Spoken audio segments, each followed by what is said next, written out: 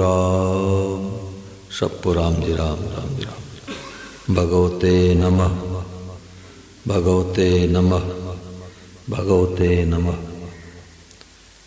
देखो बहुत भाग्यशाली हैं जो ब्रह्म मुहूर्त वेला में नीत कालस का त्याग करके सत्संग आए और आए हैं तो ऐसे जीवन मुक्त महापुरुष की बातें मिली। जैसे कल महाराज जी बता रहे थे कि कोई विदेश रहता हो और 50, 60, 70 साल के बाद आवे, अब घर में अंधेरा अंधेरा है, अब प्रकाश करने में कितने साल लगेंगे? बोले खटका दबाते ही प्रकाश हो गया। ऐसे स्वामी महाराज ने खोज करके अध्यात्म मार्ग में बातें बताई कि एक बात को एक बार स्वीकार करने मात्र से कल्याण हो जाए। एक बात और एक बार कैसे? जैसे विवाह एक बार होता है और सदा के लिए हो जाता है, जीवन भर के लिए हो जाता है। तो एक बार हमने स्वीकार कर लिया कि भगवान हमारे अपने हैं, उनसे कोई संबंध जोड़ लिया, तो महाराज जी ने कहा कि इसमें संदेह मत करो, परीक्षा मत करो, कसौटी मत लगाओ। हम लोगों से भूल क्या होती है कि सत्संग में तो मान लेते हैं कि हम भगवान के हो गए, परंतु महीने 2 महीने बीतते बीतते भूल जाते हैं। स्वामी जी महाराज जी से भी प्रश्न करते साधक कि महाराज जी आपके गीता भवन ऋषिकेश में आते हैं, सत्संग सुनते हैं, तो ऐसा लगता है कि अब हम भगवान के हो गए, परंतु जब घर पर जाते हैं महीने 2 महीने 3 महीने बीतते बीतते हम भूल जाते हैं। तो महाराज जी ने कहा भाई उस बात को महत्व दो, महत्व। जैसे विवाह होने के 3 महीने 6 महीने बाद भूली हो जाती क्या कि याद नहीं आ रहा कि मेरा विवाह हुआ कि नहीं हुआ। विवाह के भले 70 साल बीत जाए, कोई आधी रात को उठा के पूछे बताओ भाई साहब का विवाह हो गया, तो आंख मलते मलते कहेंगे हो गया, और एक ही बार हुआ। तो जैसे वर वधू का संबंध एक बार जुड़ गया तो सदा के लिए जुड़ गया। न तो विवाह के पहले पत्नी ने पति के नाम का माला फेरा और न विवाह के बाद माला फेरा, परंतु एक दूसरे को भूली होती नहीं।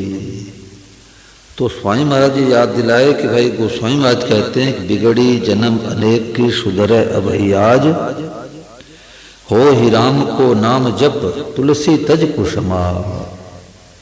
भगवान के होकर के नाम जप करो, भगवान के होकर के माला फेरो। हम लोगों से भूल क्या हो रही है कि भीतर से मानते हैं कि हम सांसारिक हैं, हम गृहस्थी हैं, हम बाल बच्चे वाले हैं, और ऊपर से भगवान को याद करते हैं, भगवान के नाम का माला फेरते हैं। तो महाराज जी ने कहा कि भगवान के होकर के भगवान का नाम लो, ये गोस्वामी महाराज जी की खोज है। और वास्तव में जिनके हो जाते हैं उनकी सतह याद आती है। तो हम लोग कसौटी लगाते हैं कि हमारे में अच्छे गुण नहीं आए, ऐसा लगता है भगवान के नहीं हुए। तो महाराज जी ने कहा आपने जड़ काट दिया, जड़। महाराज जी 2 उदाहरण देते कि एक बार कुछ बंदरों ने किसान के बगीचे में आम खाने के लिए गए, तो किसान लाठी लेकर के दौड़ा, तो बंदरों ने 1-1, 2-2 आम लेकर के नदी किनारे आ गए, मीटिंग की कि भाई किसान ने बगीचा लगाया तो हम लोग को आम क्यों खाने देगा, अपने आम तो हाथ में आ ही गया, आम खा करके गुठली गाड़ देते हैं, अपना खुद का बगीचा तैयार हो जाएगा, फिर कौन रोकेगा। अब बंदरों का स्वभाव आम खा करके ठंडा जल पिए, गुठली को गाड़ दिए। इतने में तुम्हारा बगीचा, इतने में इसका बगीचा, इतने में मेरा बगीचा। और हर 10 मिनट के बाद उखाड़ के देखते इसमें अंकुर आ रहा है कि नहीं आ रहा है, फिर उसको गाड़ देते गुठली को। फिर थोड़ी देर में उसको उखाड़ के देखते इसमें फूल पत्ती आ रही कि नहीं आ रही, फिर उसको गाड़ देते। तो 24 घंटे में सैकड़ों बार गुठली को गाड़ते उखाड़ते रहे, तो बताओ भाई बगीचा तैयार हो जाएगा? कभी नहीं होगा। बगीचा तैयार करना हो तो गुठली को गाड़ दो, खाद दो, पानी दो, सिंचाई करो, भराई करो, पशु पक्षियों से रक्षा कर दो, बगीचा तैयार हो जाएगा। ऐसे हम भगवान के हो गए तो हो ही गए।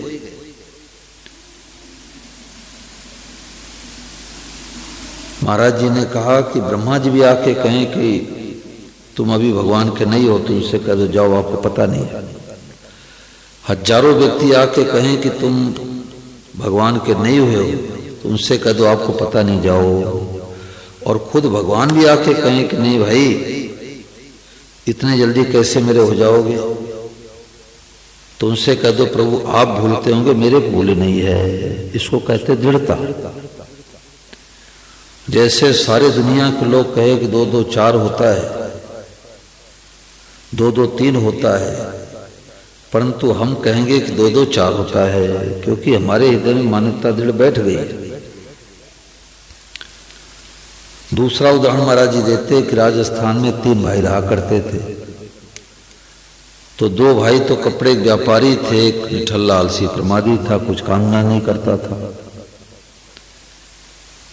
तो माँ का शरीर शांत हुआ, तो अब राजस्थान हरियाणा में कोई नदी गंगा जी तो बहती नहीं।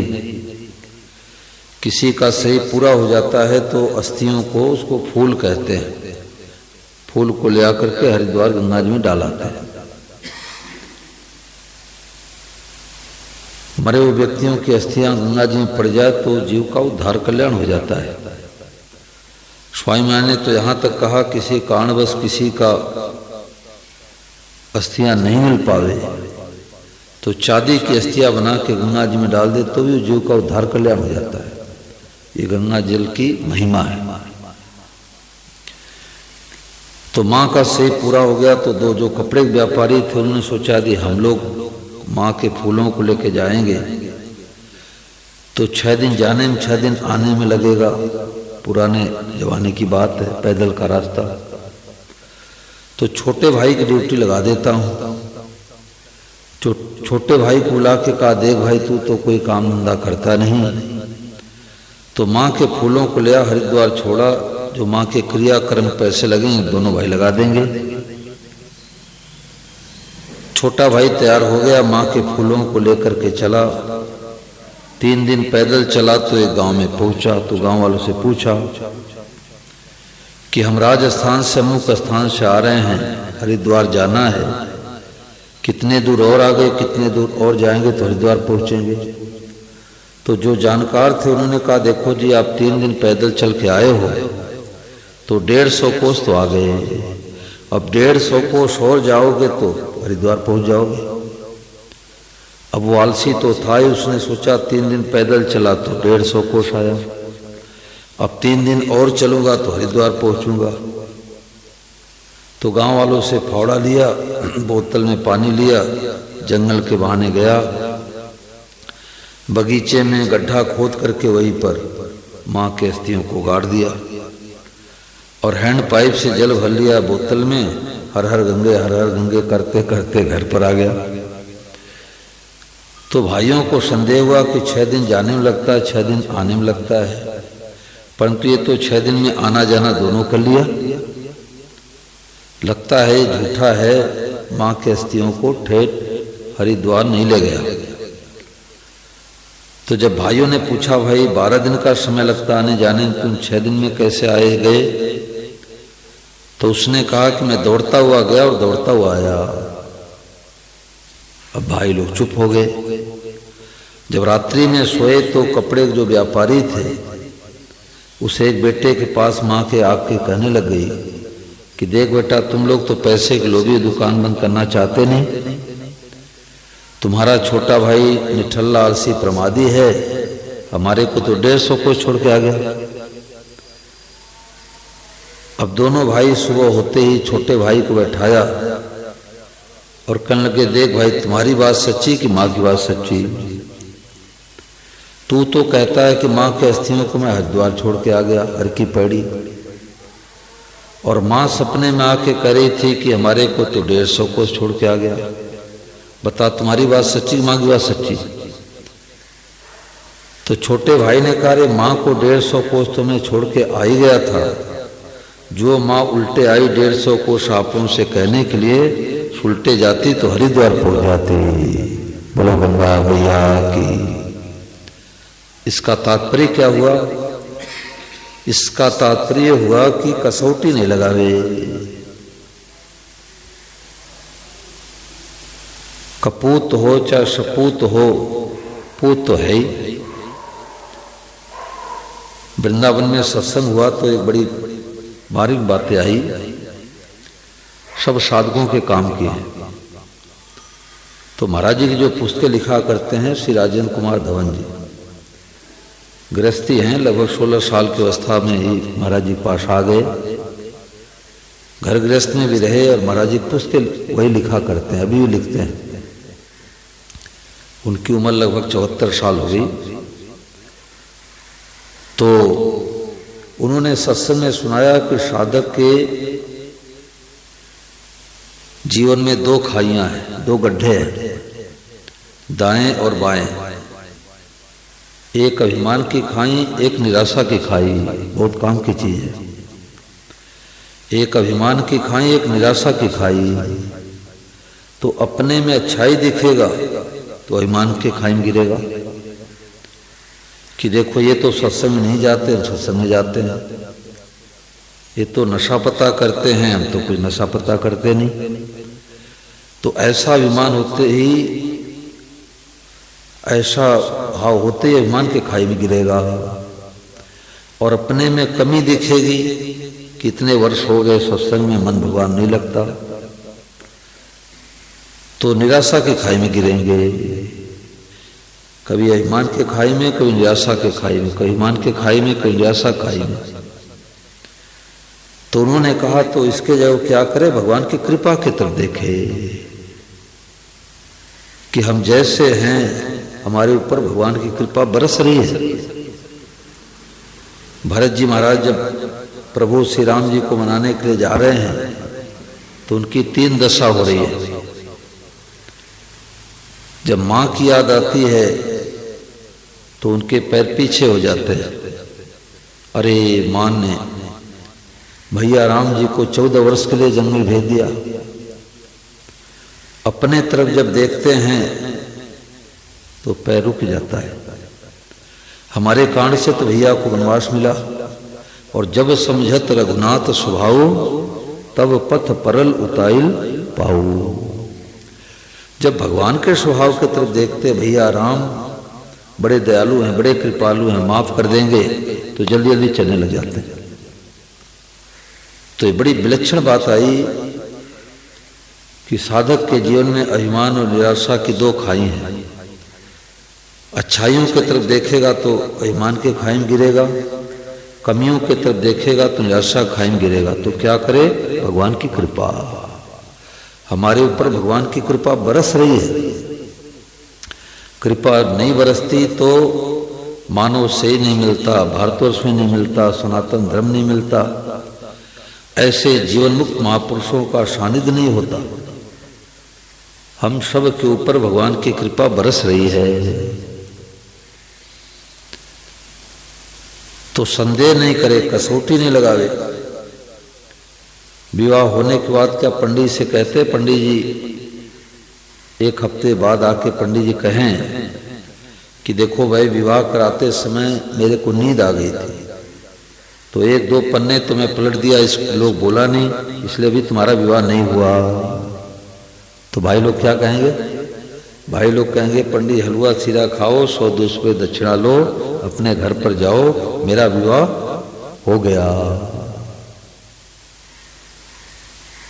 तो ऐसे दृढ़ता होनी चाहिए। दृढ़ता का नाम ही सत्संग है।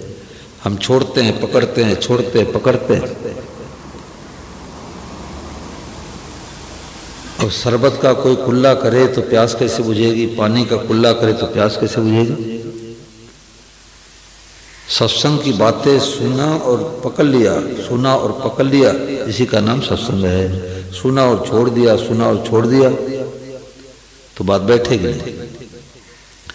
महाराज जी एक उदाहरण दिया करते थे कि जैसे कन्या का विवाह होते ही और जब ससुराल में जाती है, सुबह सुबह उसकी सास कुंडी खटाती कि बहू उठ जा, तो चट उठ जाती है। तो महाराज जी कहते विचार करो कि सास के पहले किसी ने, माँ ने, पिता ने, भाई ने, भौजाई ने उसको बहू कहा था क्या भाई? उसके पहले किसी ने बहू नहीं कहा था। परंतु पति से संबंध जोड़ते ही उसकी मान्यता बदल गई कि अब मैं बहू बन गई।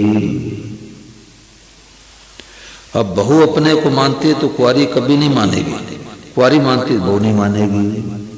ऐसे हम भगवान के हो गए, अब हम सांसारिक नहीं रहे। ये उदाहरण महाराज जी देते बहू वाली तो हम लोग हंस के टाल देते थे। हरियाणा में कथा हो रही थी तो एक जगह सत्संग हो रहा था। सत्संग हो रहा था तो एक बालिका ने ये बात बताई।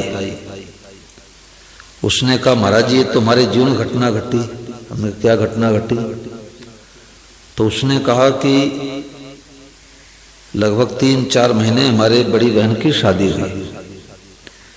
शादी हुई तो ससुराल में गई तो मैं सुबह सुबह उसको फोन मिलाया तो धीरे धीरे बोल रही थी। अब ससुराल में जोर जोर कैसे बोलेगी भाई? सास का डर, ससुर का डर, जेठ का डर, पति का डर। उसके पिताजी बोले जब घर पर थी तो घर पर बोलती तो पड़ोसी घर तक आवाज जाती थी, परंतु धीरे धीरे बोल रही थी। बहू की तो आवाज बदल जाती है, दूल्हे की चाल बदल जाती है। क्यों? भीतर की मान्यता हो गई कि अब मैं ससुराल में हूं। तो दूल्हे की चाल बदल जाती है। मान्यता बदलते जल्दी जल्दी चलता है तो मित्र लोग कपड़े खींचे, क्या करते हो ससुराल में? तो उस बालिका ने कहा कि सुबह सुबह मैंने फोन किया बहन को तो धीरे धीरे बोल रही थी। तो मैंने पूछा क्या बात है, तो तबीयत भी तो ठीक है, तो धीरे धीरे क्यों बोल रही है? तो उसने कहा हमारी तबीयत बिल्कुल ठीक है। और 3 बातें उसने बताई। अब किसी स्कूल कॉलेज में जाकर के ट्रेनिंग नहीं लिया, परंतु पति संबंध जोड़ते ही 3 बातें ऑटोमेटिक आ गई। तो उसने कहा कि पहली बात तो यह है कि मैं ससुराल में हूं। अब ससुराल में हूं तो जोर जोर कैसे बोलूं? दूसरी बात कि अब मैं वो कोमल नहीं रही, उसका नाम कोमल है। और तीसरी बात कि अब मैं बहू बन गई। तो बहू बन गई तो अपने को कुंवारी नहीं मानती, कुंवारी मानती बहू नहीं बनी। ऐसे हम अपने को भगवान का मानते हैं तो हम सांसारिक नहीं, हम गृहस्थी नहीं, हम साधु नहीं हैं। ठीक है, तो नाटक खेलने के लिए मिला है, किसी को गृहस्थी का, किसी को साधु का, किसी को पति का रोल, किसी को पत्नी का रोल, किसी को भाई का रोल, किसी को बहन का रोल। ये तो एक नाटक खेलने के लिए मिला है। तो स्वामीवाद कहते नाटक में गलती करे तो गलती, और नाटक को सच्चा माने तो गलती। बड़ी गहरी बात है भाई कि नाटक में गलती करे तो गलती। नाटक तो बढ़िया करना है, ब्राह्मण तो अपने कर्तव्य का पालन करे। अपने जाति पाति में विवाह करने तो वर्णशंकर पैदा होंगे। स्वे स्वे कर्मणे अवृत संसिद्धि लभते नरः। तो नाटक में गलती करे तो गलती, नाटक को सच्चा मान ले तो गलती। सच्चा नहीं मानना है। सच्चा क्या मानना है कि हम भगवान के हैं। ये तो नाटक खेलने के लिए मिला है। जैसे सुरेश नाम का लड़का विद्यालय गया तो अध्यापक ने कहा कि बेटा रामलीला का रिहर्सल चल रहा है, तुम्हें आधे घंटे लक्ष्मण का रोल करना है। उसने कहा गुरुजी आधे घंटे एक घंटे जितनी देर तक वो मैं लक्ष्मण बन जाता हूं। तो आधे घंटे के लक्ष्मण बन करके मेघनाथ से खूब नोक-झोंक किया स्टेज पर। जब नीचे उतरा तो उसके मित्रों ने पीठ थपथपाते हुए कहा, वाह भाई सुरेश, तूने तो बहुत बढ़िया लक्ष्मण का रोल किया। अब सुरेश कहने लग गया कि सुरेश कौन है, मैं तो लक्ष्मण हूं। विचार करो कि सुरेश कहने लग गया कि सुरेश कौन है, मैं तो लक्ष्मण हूं। मित्र लोग हंसने लगे कि यार तू तो सुरेश है, आधे घंटे के लक्ष्मण बना था। वो कहने लग गया कि नहीं मैं तो लक्ष्मण हूं। अब स्टेज पर जाकर के कहे कि मैं तो सुरेश हूं, तो नाटक में गड़बड़ी। और स्टेज के नीचे आकर के कहे कि मैं लक्ष्मण हूं, तो नाटक में गड़बड़ी। तो स्टेज पर तो उसको यही कहना पड़ेगा कि मैं तो लक्ष्मण हूं, और स्टेज के नीचे क्या कहेगा, मैं सुरेश हूं। ये पीछे वो सज्जन सो रहे हैं, आंख खोल बैठो तो नींद आएगी। सुबह सुबह की नींद बहुत प्यारी लगती है, आंख ढकते नींद आ जाती है। तो ये बड़ी गहरी बात है। इस प्रवचन को मैंने कम से कम 200 बार सुना, 250 बार लगभग सुना। जब ये बात मिली तो हमने कहा भाई ये तो स्वामी महाराज ने ऐसी बात बता दी कि मुर्दे में जाना जा, मुर्दे में जाना जा,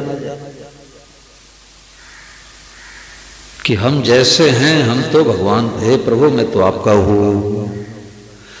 बालक जो है कपूत हो चाहे सपूत हो, क्या माता पिता कह सकते हैं कपूत है मेरा पूत नहीं है? तो हम अच्छे हैं तो भगवान के हैं, मंदे तो भगवान के हैं। जैसे रेलवे कर्मचारी होता है, बात बात में कहता मैं तो रेलवे का आदमी हूं। बैंक का कर्मचारी होता है, बात बात में कहता मैं तो बैंक का आदमी हूं। राजकीय कर्मचारी होता है, बात बात में कहता मैं तो राजकीय आदमी हूं। अब एकांत में उससे पूछो कि आप रेलवे कर्मचारी हो तो माता पिता के नहीं हो क्या? बैंक के कर्मचारी हो तो माता पिता के नहीं हो क्या? राजकीय कर्मचारी हो तो माता पिता के नहीं हो क्या? तो सज्जन क्या उत्तर देंगे कि माता पिता के होकर के रेलवे कर्मचारी हैं, माता पिता के होकर राजकीय कर्मचारी हैं, माता पिता के होकर के बैंक के कर्मचारी हैं।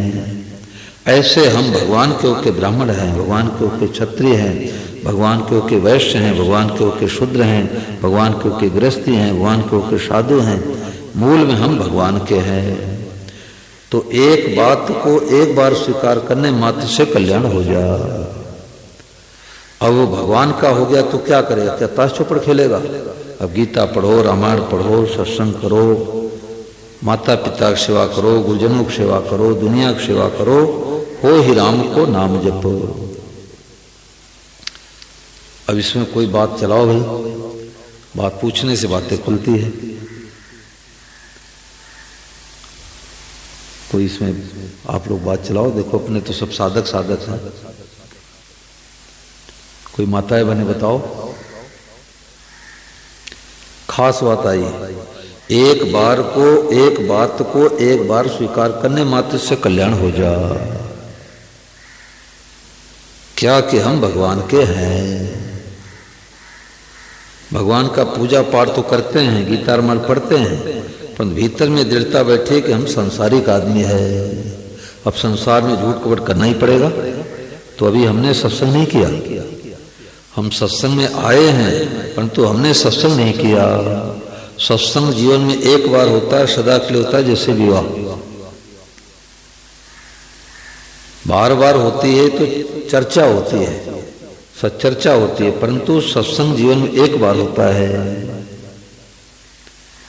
जैसे आप लोगों में से कोई दिल्ली जावे और दिल्ली वाले पूछें कि भाई साहब कहाँ से आए,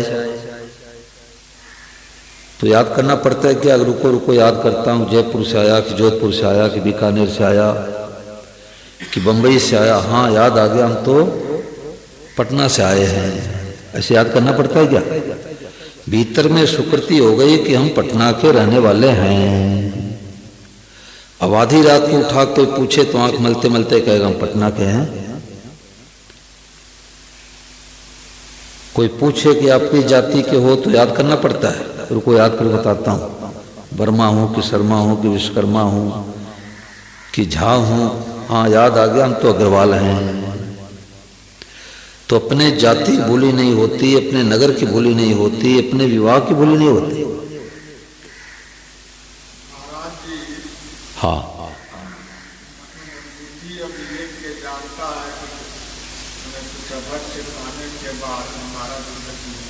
हैं? हाँ खाते हैं, खाते हैं।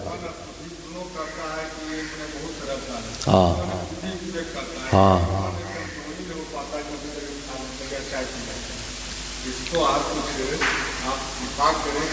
देखो, बहुत बढ़िया आपने प्रश्न किया, भीतर से प्रश्न किया। सब लोग ऐसे सभा में नहीं कर सकते महाराज, अपनी कमजोरी नहीं बता सकते।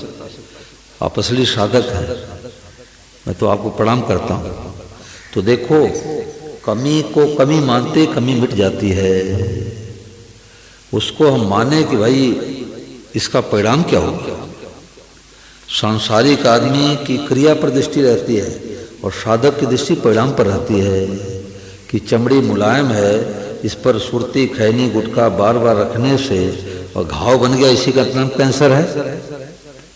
अगर कैंसर हो गया तो लाखों रुपए करोड़ रुपए लगाने पर भी ठीक नहीं होंगे। आज ही धारणा बना लो, आज ही छोड़ दो, आज ही छोड़ दो, उसके परिणाम पर दृष्टि नहीं है। आशीर्वाद तो गुरु महाराज बैठे हैं, देखो गुरु जी महाराज बैठे हैं, ठाकुर जी बैठे हैं, आशीर्वाद तो है। कोई नीम को पकड़ ले और कहे देखो नीम हमारे पेड़ हमारे को पकड़ रखा है, पेड़ नहीं पकड़ रखा है, हमने पेड़ को पकड़ा है। तो सुरती खैनी गुटका ने हमारे को नहीं पकड़ा है, हमने उसको पकड़ा है। पहले तो मानो कि इसका परिणाम क्या होगा, उधर दृष्टि डालो। हमारे पास वीडियो बनी है कि उसमें छिपकली डाल करके गुटखा में डालते हैं, भून करके। देखो, मैं अभी उत्तर प्रदेश में 2-3 महीने पहले गया तो वहाँ कोई उत्सव हो रहा था, तो मेरे को बुलाया गया कि आप भी आओ, 1 घंटे सत्संग सुनाओ। तो 10-12 वहाँ पर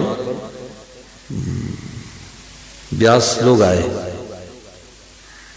उत्तर प्रदेश में बड़े अच्छे संत हुए रामकिंकर व्यास जी महाराज जी आपने, तो वो गृहस्थ में अच्छे संत हुए, अच्छे महापुरुष हुए। रामचरितमानस बड़ी पकड़ थी उनकी। तो उस क्षेत्र में कई तैयार हो गए, व्यास तैयार हो गए। तो कमी क्या होती है कि हम गुरुजनों की वाणी, गुरुजनों को पकड़ते, गुरुजनों की वाणी को नहीं पकड़ते। तो हमारे सामने बगल में ऐसे बैठ करके ऐसे सुरती ठोकने लग गए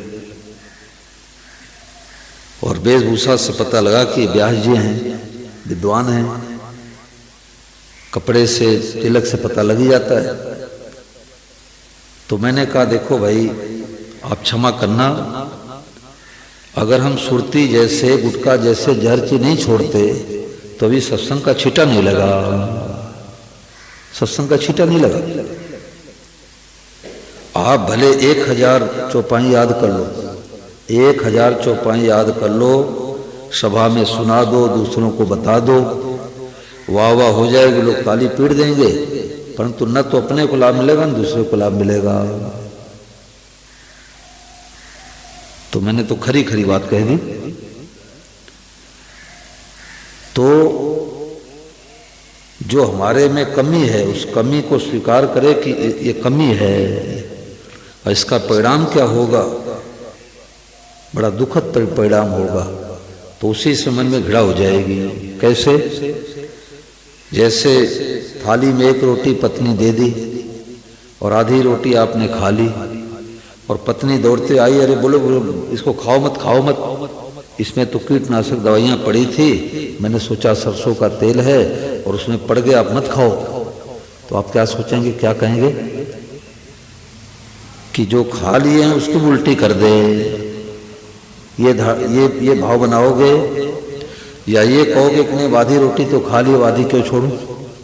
तो बोलो क्या क्या कहेंगे? उल्टी करेंगे। आज उल्टी कर दो, आज उल्टी कर दो कि आज से सुरती खाना ही नहीं है। हमारे को दक्षिणा दे दो, हम रुपए दक्षिणा नहीं लेते, हमारे को ये दक्षिणा दो कि महाराज जी को हमने आज से चुनौती दे दिया।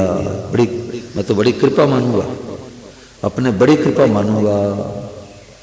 और नहीं तो करोड़ों रुपए लगाने पर कैंसर ठीक होता नहीं है। किसी का हो जाए तो भगवान जाने। तो हमारे में जो कमी है उस कमी को सुधार करते रहे, इसी का नाम सत्संग है। और कम से कम जो सत्संग करते हैं उनको तो सुधार करना ही चाहिए। हम भी सुधार करें, आप भी सुधार करो, तभी तो दुनिया का सुधार होगा। और पिता यदि खैनी सुरती गुटखा खावे बीड़ी पीवे तो बेटे को कह सकते हैं कि तुम सुरती मत खाना। तो अपने दुर्गुण दुराचार कैसे दूर होते हैं? और दूर नहीं हुए तो भगवान के सामने रो, भगवान सामने प्रार्थना करो कि प्रभु मैं तो छोड़ना चाहता हूं, छोड़ता नहीं, तो भगवान कृपा कर देते हैं। जो काम अपने से नहीं हो सके भगवान से कह दो। भगवान ने शक्ति दी है, भगवान ने विश्वास दिया है। और बार बार सत्संग सुनने से, बार बार सत्संग सुनने से बात हृदय में बैठ जाती है। और कोई बात चलाओ, जो विषय चला है विषय पूछो। ये तो छोटी सी बात है, कोई बड़ी बात नहीं। जो विषय चला है कि एक बात को एक बार स्वीकार करने मात्र से कल्याण हो जाए। अब हम भगवान के हो गए तो झूठ कैसे बोलेंगे? भगवान के हो गए तो कपट कैसे करेंगे? हैं? जी जी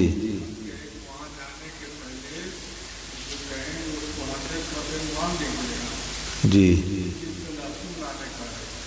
हैं? हाँ हाँ, अच्छा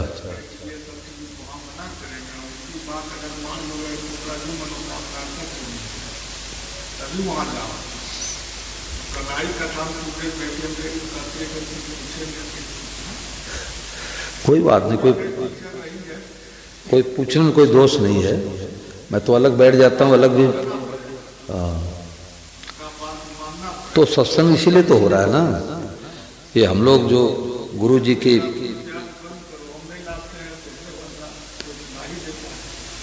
देखो लहसुन प्याज कोई पॉइजन नहीं, कोई जहर नहीं है, और तामसी होता है। तो जैसा खाएंगे अन्न वैसा बनेगा मन। अब ये इस्कॉन वाले हैं, ये लहसुन प्याज नहीं खाते, गृहस्थ में भी। तो उनकी जो अच्छी बातें हैं ग्रहण करने योग्य है। वैष्णव हैं तो लहसुन प्याज क्यों खाएंगे? लहसुन प्याज, कई बैगन नहीं खाते,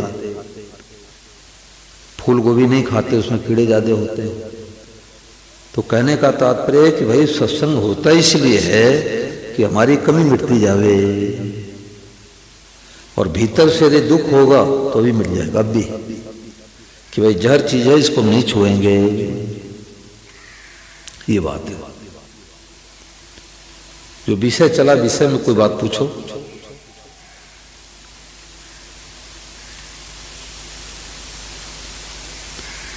बहने कोई बताओ भाई। जैसे आज ये बात चली कि जैसे कन्या एक ही रात्रि में बहू बन जाती है, विवाह होते ही सास कुंडी घटाती कि बहू उठ जा, वो चट उठ जाती है। तो इसके पहले किसी ने उसको बहू कहा था क्या भाई? बोलो। सखी सहेलियों ने, माँ ने, पिता ने, भाई ने, भौजाई ने, किसी ने बहू नहीं कहा। परंतु विवाह होते ही एक रात्रि में मान्यता बदल गई, अब मैं बहू बन गई। अपने कुंवारी कभी नहीं मानेगी। ऐसे हम भगवान के हो गए, सत्संग में आकर के भगवान के हो गए, अब हम सांसारिक नहीं हैं। हम झूठ कैसे बोलेंगे, कपट कैसे करेंगे, जालसाजी कैसे करेंगे, गुटखा सुरती तंबाकू कैसे खाएंगे? अब हम भगवान के हो गए भाई।